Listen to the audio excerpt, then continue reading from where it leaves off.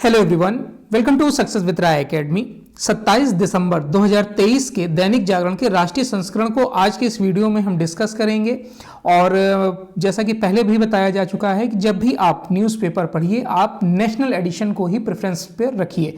National addition में जो news होती हैं वो बहुत ही इम्पॉर्टेंट होती हैं। तो आज का जो न्यूज़पेपर है उसमें जो सबसे प्रमुखता से समाचार प्रकाशित किया गया है, यानी पहली जो न्यूज़ है वो है आईएनएस इम्फाल ने नौसेना को दी है नई ताकत। देखिए, अगर विस्तारित दूरी की सुपरसोनिक ब्रह्मोस मिसाइल दागने की क्षमता से लैस स्टेल्थ गाइडेड मिसाइल विध्वंसक आईएनएस इम्फाल को मंगलवार को मुंबई में भारतीय नौसेना में शामिल कर लिया गया। इस युद्धपोत से नौसेना को एक नई ताकत मिली है, जिसमें कि रक्षा मंत्री राजनाथ सिंह, महाराष्ट्र के मुख्यमंत्री एकनाथ शिंदे, नौसेना प्रमुख एडमिरल आर हरि कुमार युद्धपोत को औपचारिक रूप से नौसेना में शामिल करने के कार्यक्रम में उपस्थित थे। आईएनएस इम्फाल जो है वो नौसेना द्वारा स्वदेशी रूप से डिजाइन किया गया है और विशाखापट्टनम श्रेणी के 4 विध्वंसक युद्धपोतों में से तीसरा युद्धपोत है। इसे नौसेना के युद्धपोत डिजाइन ब्यूरो ने डिजाइन किया है और इसमें जितने साजो सामान का इस्तेमाल किया गया है, यानी कि जितने की कलपुर्जे लगाए गए हैं, उसमें 75% स्वदेशी हैं।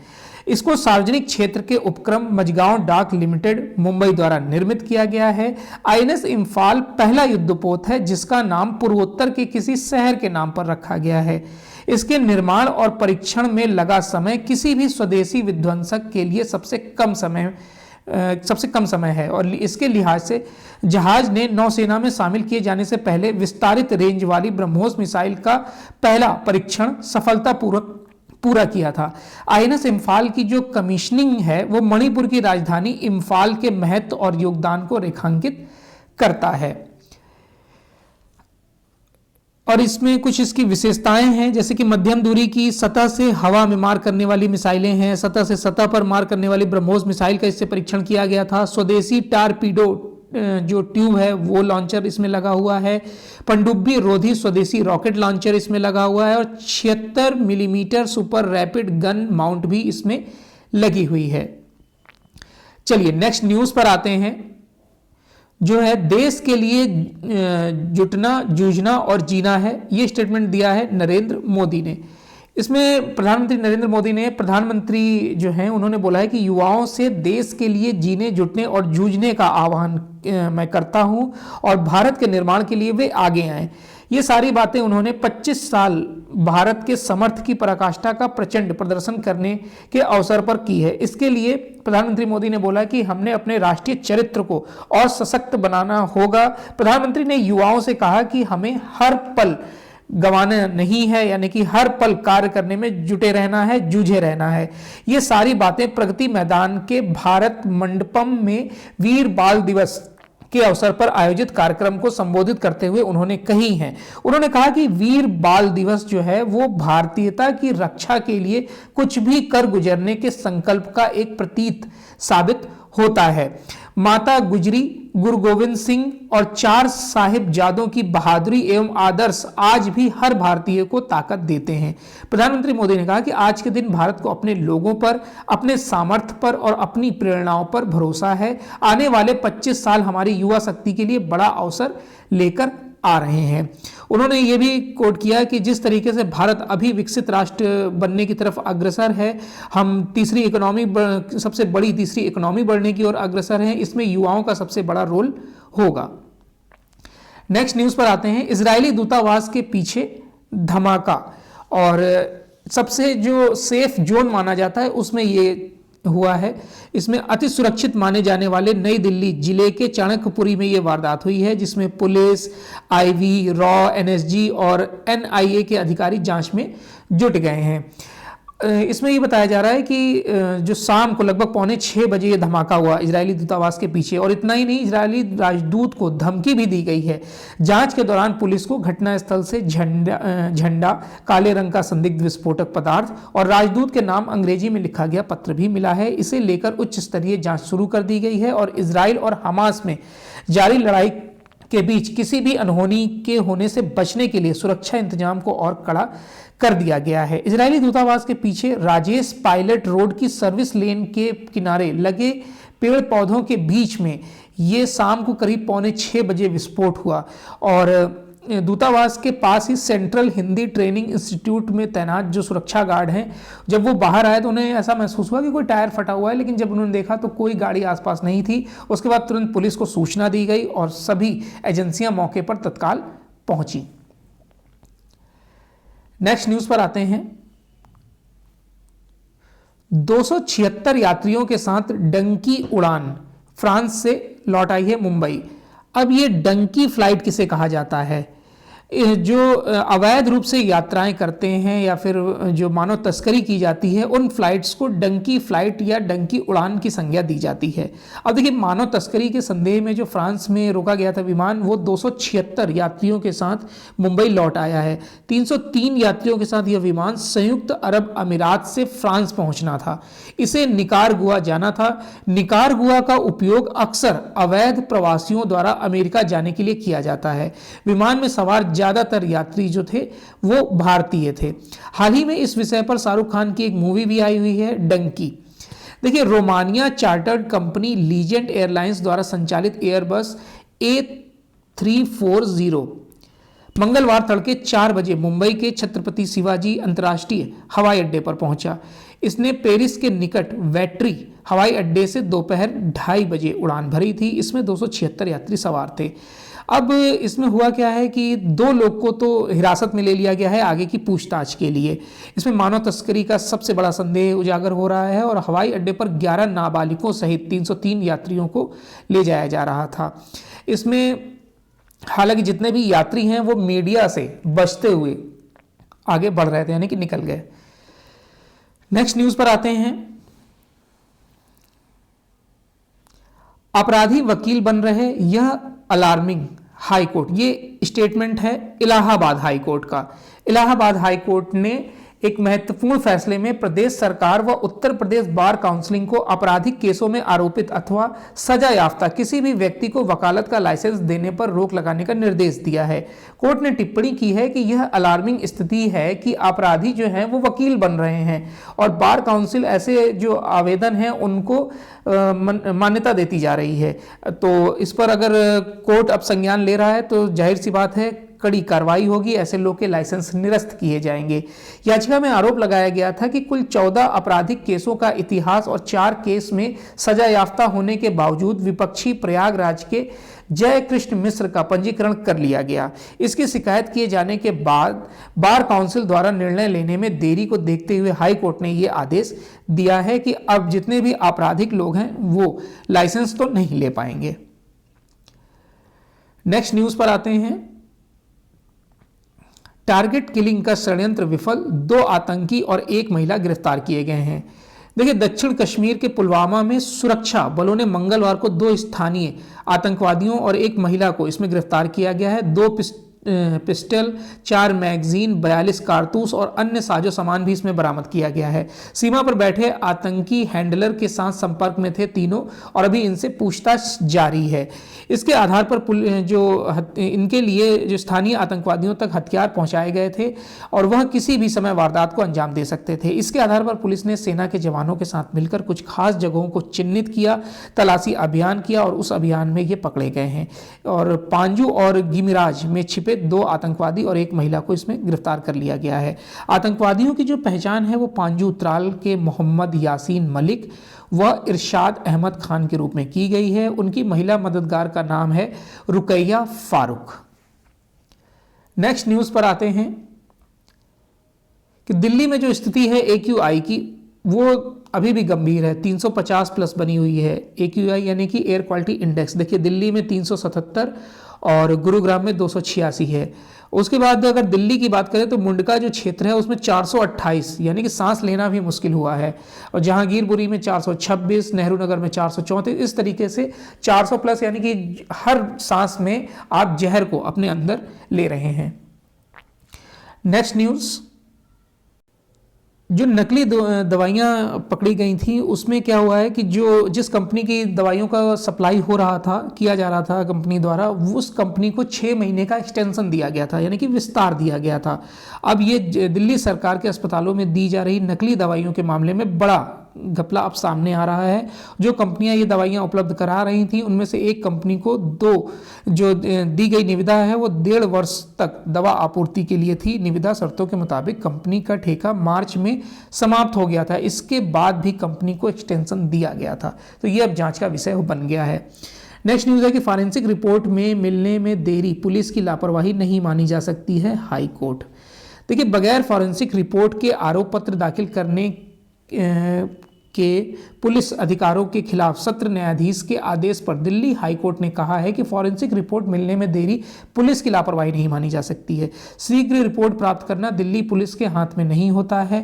पुलिस अधिकारी लैब से शीघ्र रिपोर्ट उपलब्ध कराने का अनुरोध मात्र कर सकते हैं। ऐसे में मामले में जांच अधिकारी, एसएचओ, एसपी, डीएसपी की व्यक्तिगत उपस्थिति का सत्र न्यायाधीश का सम्मान पूरी तरह से अनावश्यक था।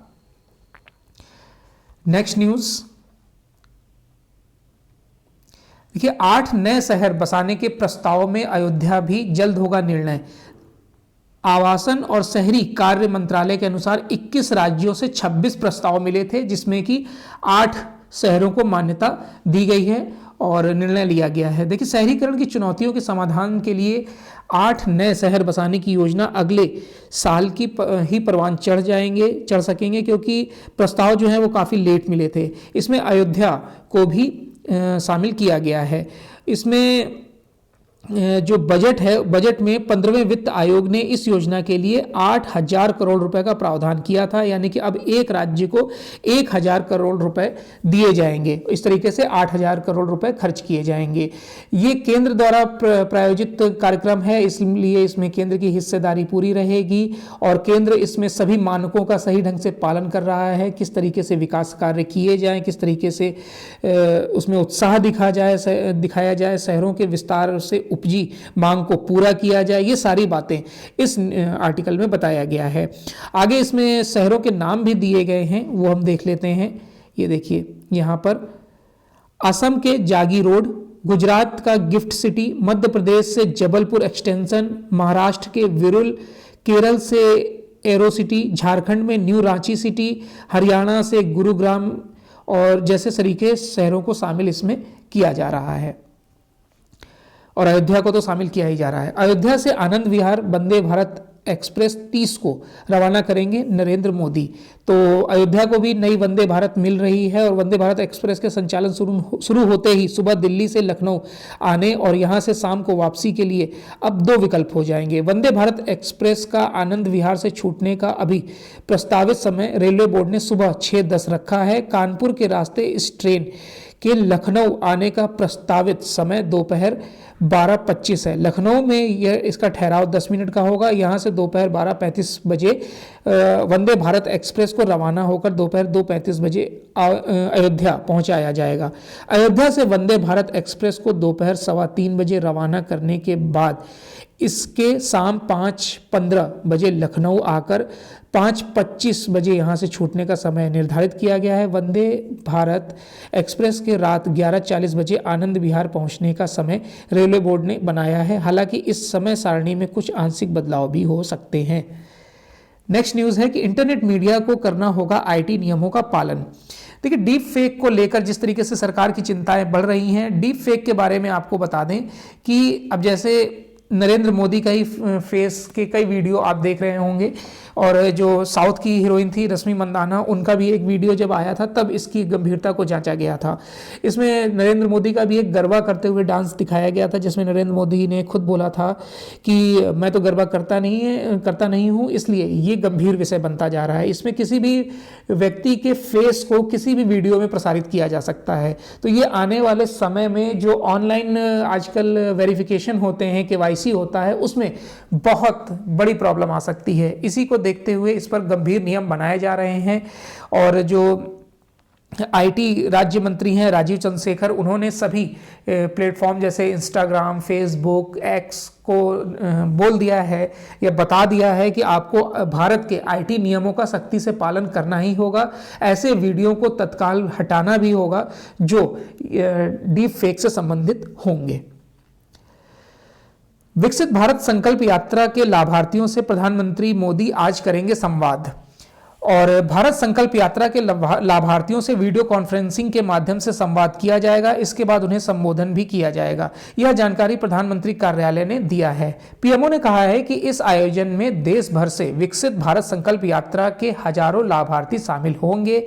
इसमें केंद्रीय मंत्री, सांसद, विधायक और स्थानीय स्तर के प्रतिनिधि शामिल होंगे। इस साल 15 नवंबर को विकसित भारत संकल्प यात्रा की शुरुआत के बाद से प्रधानमंत्री ने पूरे देश में इसके लाभार्थियों के साथ नियमित रूप से संवाद किया है।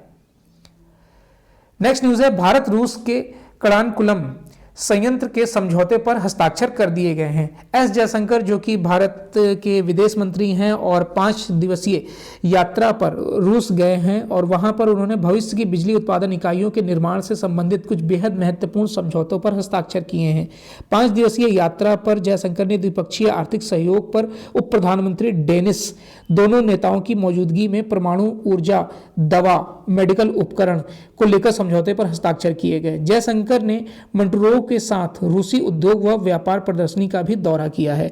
भारतीय समुदाय के लोगों को संबोधित करते हुए जयशंकर ने कहा कि हमने कड़ानकुलम परमाणु ऊर्जा संयंत्र को भविष्य की इकाइयों से संबंधित कुछ महत्वपूर्ण समझौतों पर हस्ताक्षर किए हैं। कड़ानकुलम ऊर्जा संयंत्र रूस की तकनीकी मदद से तमिलनाडु में बनाया जा रहा है। इसका निर्माण मार्च 2002 में शुरू हुआ था। फरवरी 2016 में कड़ानकुलम एनपीपी की पहली बिजली इकाई 1000 मेगावाट की क्षमता के साथ कार्य कर रही है। रूसी मीडिया के अनुसार संयंत्र के 2027 में पूरी क्षमता से काम करने की उम्मीद जताई जा रही है।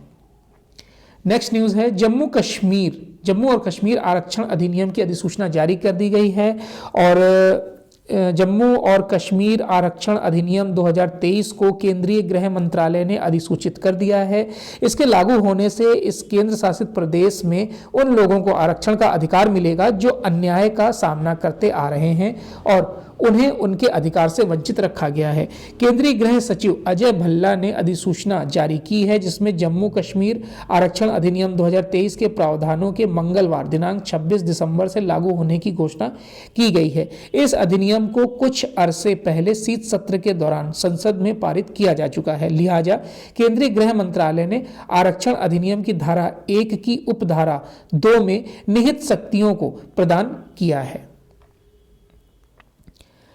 पहली बार आतंकवाद परिभाषित कड़ी सजा का प्रावधान किया गया है। जो नए कानून पेश किए गए हैं उनके आधार पर यह स्टेटमेंट अमित शाह ने दिया है। नेक्स्ट न्यूज है, राष्ट्रपति द्रौपदी मुर्मू ने युवा नौकरशाहों को दी नसीहत। राष्ट्रपति द्रौपदी मुर्मू ने युवा नौकरशाहों के एक समूह से कहा कि उनका अपनी पूरी सत्यनिष्ठा, मेहनत और जिम्मेदारी से काम करना देश की जनता के विकास की गति तय करने में बहुत बड़ी भूमिका अदा करेगा।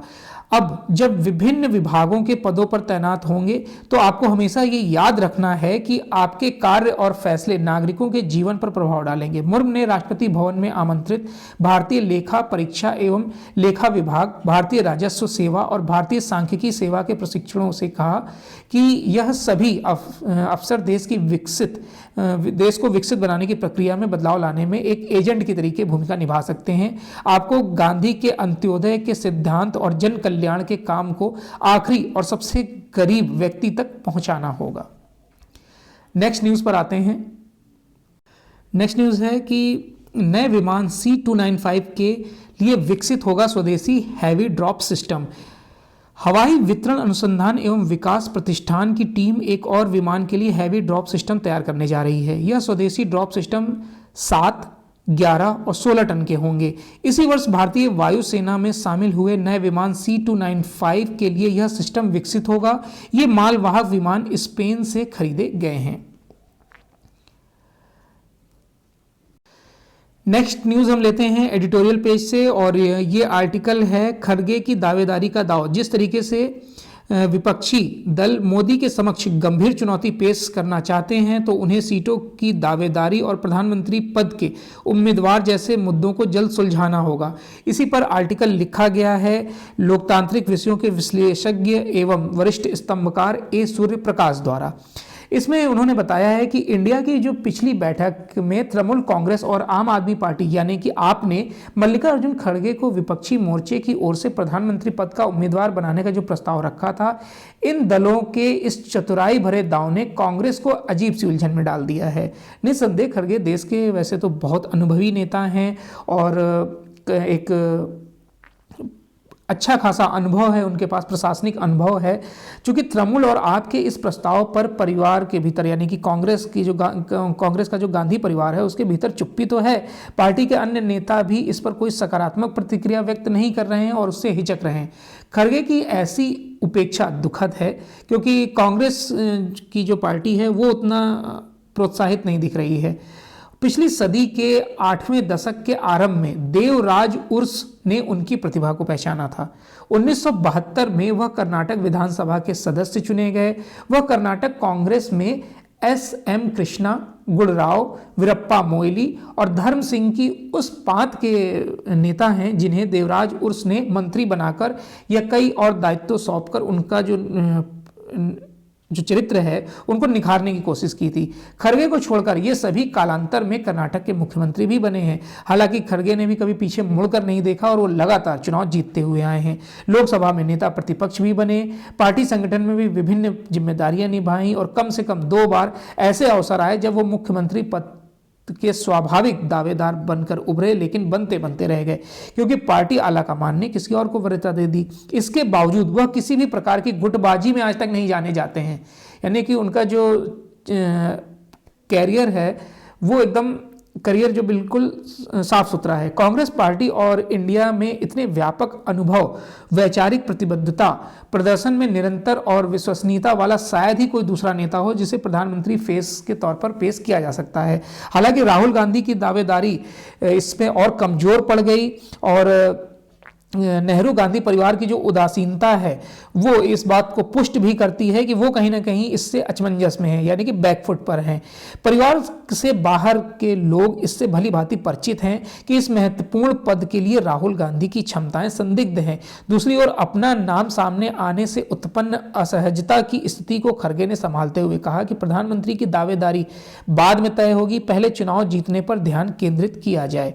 खड़गे के नाम पर नीतीश कुमार को भी कुछ निराशा हुई क्योंकि नीतीश खुद को प्रधानमंत्री का फेस मान रहे थे। यहां तक कि जो उनकी पार्टी है जदयू, उनके जो एक नेता हैं उन्होंने तो ये बोल दिया कि कौन खड़गे फरगे, यहां तक के भी स्टेटमेंट आए।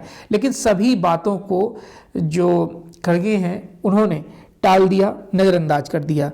अगर हम बात करें राजस्थान में, तो राजस्थान में जिस तरीके से भाजपा को जीत मिली, मध्य प्रदेश में जीत मिली, इन सब को देखते हुए हिंदी पार्टी के जो राज्य हैं उसमें भाजपा की दावेदारी मजबूत मानी जा रही है। इसलिए ऐसे व्यक्ति को प्रधानमंत्री फेस बनाया जाए ताकि कोई उस पर उंगली ना उठा सके। हालांकि इसमें नीतीश कुमार का भी नाम आ रहा था लेकिन अभी वो पीछे इस पे बैकफुट पर आ गए हैं।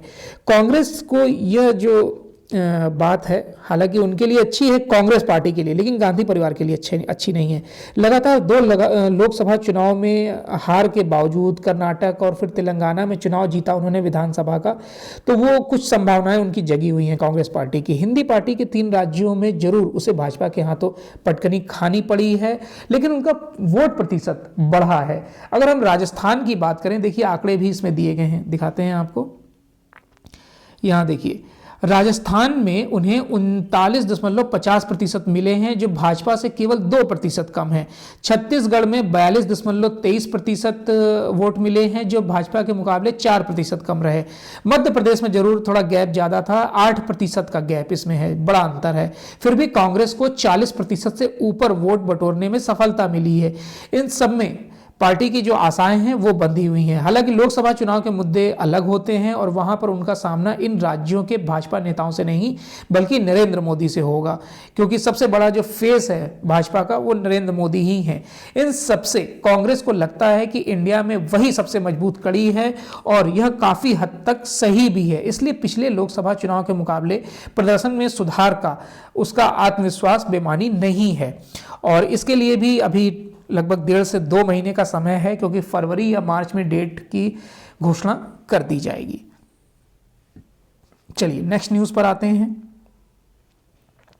अपराधियों के महिमा मंडन का राग जो अभी लोग सभा में हमला किया गया था 6 लोगों द्वारा, उसको यहाँ पर उसके लिए आर्टिकल लिखा गया है कि बहुत लोग सपोर्ट कर रहे हैं उनको कि उन्होंने गलत ही क्या किया है, किसी की जान तो नहीं ली है, कोई हताहत तो नहीं हुआ है। लेकिन अगर लोकतंत्र पर अगर इस तरीके के हमले और उनको सपोर्ट किया जाएगा तो जाहिर सी बात है ये एक रोग की तरीके फैल सकता है, क्योंकि विपक्ष का ये काम सबसे ज़्यादा रहा है और इस आर्टिकल में कुछ नहीं है जिसे हम डिस्कस करें। नेक्स्ट न्यूज़ है बिजनेस पेज से। बिजनेस पेज में हम पहली न्यूज़ ले रहे हैं कि चुनाव से पहले सस्ते हो सकते हैं पेट्रोल और डीजल। देखिए, पेट्रोलियम सेक्टर की जो तस्वीर बन रही है उसे देखते हुए लग रहा है कि चुनाव से पहले देश में पेट्रोल की कीमतें कम हो सकती हैं। इसकी वजह है 2023 में भारत ने अंतर्राष्ट्रीय बाजार से औसतन 77.14 डॉलर प्रति बैरल की दर से कच्चा तेल खरीदा है। भारत की तरफ से आयातित यह पिछले 6 महीने की सबसे कम कीमत बताई जा रही है। पेट्रोल और डीजल की खुदरा कीमतों में 22 मई 2022 के बाद से कोई बदलाव नहीं हुआ है। केंद्र सरकार ने केंद्रीय उत्पाद शुल्क में कटौती की थी, इसलिए कीमतें घटी थीं। नियमों के आधार पर अभी भी तेल कंपनियों को रोजाना उत्पादों की कीमतें निर्धारित करने का अधिकार है, लेकिन इन्होंने इस अधिकार का इस्तेमाल 6 अप्रैल 2022 के बाद किया ही नहीं है। इस दौरान भारत ने कच्चे तेल की खरीद अधिकतम $116 कर दी है और इसकी एक प्रमुख वजह यह है कि सरकारी तेल कंपनियों की जो माली हालत है वो काफ़ी मजबूत बनकर उभरी है। अगर हम चालू वित्त वर्ष की बात करें तो जो प्रमुख ऑयल कंपनियां हैं जैसे Indian oil, Hindustan petroleum, Bharat petroleum को संयुक्त तौर पर 58,000, देखिए यहाँ पर दिया भी गया है, 58,198 करोड़ रुपए का शुद्ध लाभ हुआ है। तो जब इतना लाभ हुआ है तो जाहिर सी बात है पेट्रोल के दाम या डीजल के दाम कम होंगे। मनरेगा व सब्सिडी पर ऊंचे खर्च से राजकोषीय घाटे में वृद्धि संभव है। देखिए, घरेलू रेटिंग एजेंसी जो है इंडिया रेटिंग्स एंड रिसर्च ने मंगलवार को कहा कि चालू वित्त वर्ष में कर संग्रह में अच्छी वृद्धि होने के बावजूद रोजगार गारंटी योजना और सब्सिडी पर व्यय बढ़ने से राजकोषीय घाटा बढ़ सकता है। राजकोषीय घाटा क्या होता है? सरकार की इनकम और एक्सपेंडिचर का अंतर। बजट में राजकोषीय घाटे के सकल घरेलू उत्पाद के 5.9% रहने का अनुमान जताया गया था। इंडिया रेटिंग्स ने कहा है कि पहली पूरक अनुदान मांग और संभवतः दूसरी पूरक अनुदान मांग के भी जरिए बजटीय राजस्व से अधिक व्यय करने और मौजूदा बाजार मूल्य पर जीडीपी के बजट अनुमान से कम रहने से राजकोषीय घाटा बढ़ जाएगा। इसके मुताबिक कर और गैर कर राजस्व अधिक होने के बावजूद राजकोषीय घाटा बढ़ेगा। नेक्स्ट न्यूज है कि पीएलआई के तहत नवंबर तक 746 आवेदनों को मंजूरी मिल गई है। पीएलआई के बारे में सबसे पहले आप जानिए। प्रोडक्शन लिंक्ड इंसेंटिव स्कीम इसका फुल फॉर्म होता है। इसके तहत सरकार नई जो कंपनियां होती हैं उनको प्रोत्साहन पैकेज देता है, उनको राशि दी जाती है ताकि जितने छोटे उद्योग हैं वो आगे बढ़ सकें। तो जैसे कि दवा, एलईडी, एयर कंडीशन और इलेक्ट्रॉनिक उत्पादों जैसे 14 क्षेत्रों के लिए उत्पादन आधारित प्रोत्साहन, इसे हिंदी में बोला जाता है, योजनाओं के तहत नवंबर 2023 तक 746 आवेदनों को मंजूरी दी गई है। भारत की मैन्युफैक्चरिंग क्षमताओं और निर्यात को बढ़ाने के लिए 1.97 लाख करोड़ रुपए के परिव्यय के साथ 14 क्षेत्रों के लिए योजनाओं का ऐलान किया गया है। अक्टूबर में 21 महीने के उच्चतम स्तर पर एफडीआई यानी फॉरेन डायरेक्ट इन्वेस्टमेंट के तहत जो उछाल आया है उसके बारे में इस न्यूज़ में बताया गया है। यह अर्थव्यवस्था के मजबूत होने के बुनियादी सिद्धांतों को दर्शाता है। आरबीआई के आंकड़ों के अनुसार 1.55 अरब डॉलर के मुकाबले अक्टूबर में देश में 5.9 अरब डॉलर का शुद्ध एफडीआई आया है। यह लगातार तीसरा महीना है जब शुद्ध एफडीआई में बढ़ोतरी देखी गई है। नेक्स्ट न्यूज़ है कि बजट में गिग वर्कर्स को मिल सकता है तोहफा। गिग वर्कर्स जो होते हैं वो फ्रीलांसर होते हैं जो ऑनलाइन वर्क करते हैं। ऑनलाइन प्लेटफॉर्म के जरिए काम करने वाले गिग वर्कर्स को आम चुनाव की घोषणा से पहले सामाजिक सुरक्षा का तोहफा मिल सकता है। इनमें जीवन और दुर्घटना बीमा के साथ स्वास्थ्य सेवा संबंधी सुविधाएं शामिल हैं। सामाजिक सुरक्षा संहिता 2020 में केंद्र सरकार की तरफ से गिग वर्कर्स के लिए इन सुविधाओं को शामिल किया गया है, लेकिन अब तक इसे लागू नहीं किया गया है। चलिए नेक्स्ट न्यूज़ है जो है इंटरनेशनल पेज से। हमास और इजराइल युद्ध को हम स्किप करते हैं। जनरल मुसावी की हत्या की इजराइल को चुकानी पड़ेगी बड़ी कीमत, इस न्यूज़ को स्किप करेंगे। और बाइडेन के आदेश पर अमेरिका की जवाबी कार्रवाई, हिजबुल्लाह के 3 ठिकाने ध्वस्त। इस न्यूज को देखते हैं हम। जापानी अंतरिक्ष यान SLIM ने चंद्रमा की कक्षा में किया प्रवेश।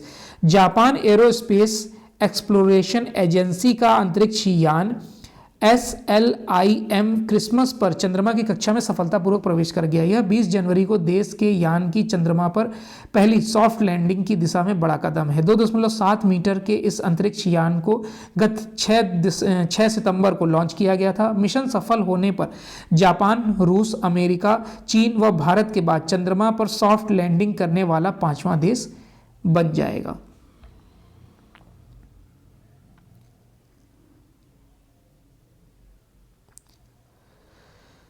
चलिए, तो ये आज का 27 दिसंबर 2023 का दैनिक जागरण का राष्ट्रीय संस्करण था। आई होप आपको वीडियो अच्छा लगा होगा। अगर वीडियो अच्छा लगा हो तो लाइक और शेयर कर दीजिएगा। वीडियो देखने के लिए धन्यवाद।